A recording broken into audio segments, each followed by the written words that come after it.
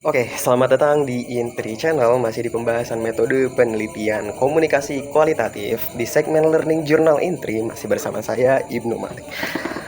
Pada pembahasan kemarin, Pak Adi telah memaparkan materi mengenai perbedaan antara kualitatif dan juga kuantitatif. Wah, jadi sebelum kita membuat suatu penelitian, kita itu harus tahu nih kelamin antara laki-laki dan juga perempuan. Nah, ini sama dengan kualitatif dan juga kuantitatif. Perbedaan antara kualitatif dan juga kuantitatif itu apa? Walaupun memang di beberapa metode penelitian itu ada yang menggunakan dua metode sekaligus. Jadi metode kualitatif dan juga kuantitatif itu dicampur. Cuman yang jadi masalahnya adalah pusing. Pasti pusing banget ya membuat satu penelitian menggunakan dua metode gitu. Nah, jadi sekarang kita langsung saja membahas tentang materi yang dibawakan oleh Pak Adi. Nah, aspek perbedaan antara penelitian kuantitatif dan juga kualitatif itu ada 8 materinya. Ya, ada 8. Nah, yang pertama itu hubungan peneliti dan juga yang diteliti.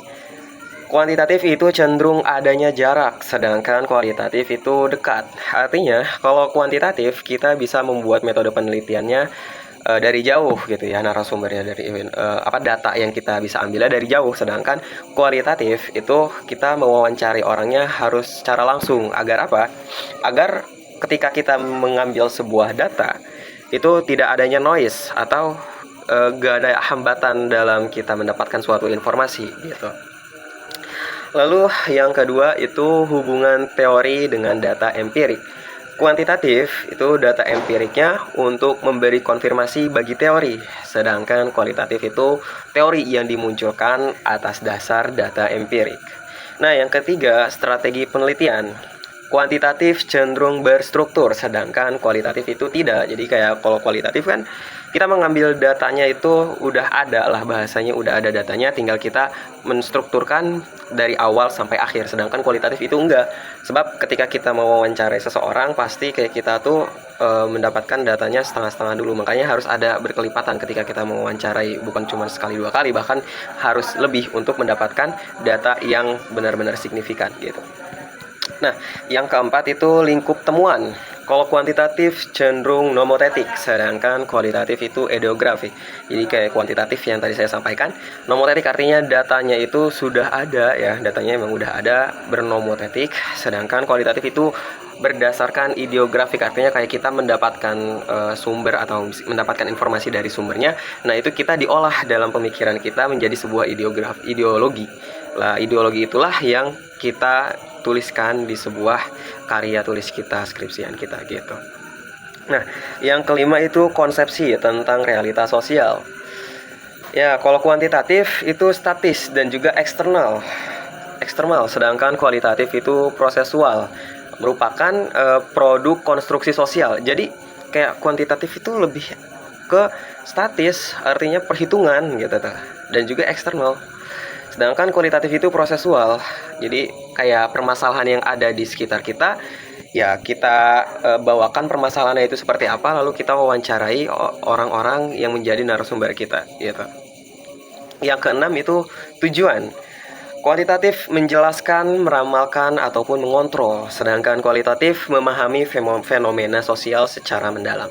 Artinya, kalau kuantitatif itu menjelaskan, meramal, atau mengontrol, artinya kayak kita nih udah ada nih datanya, itu udah ada seperti apa, nah itu dijelaskan.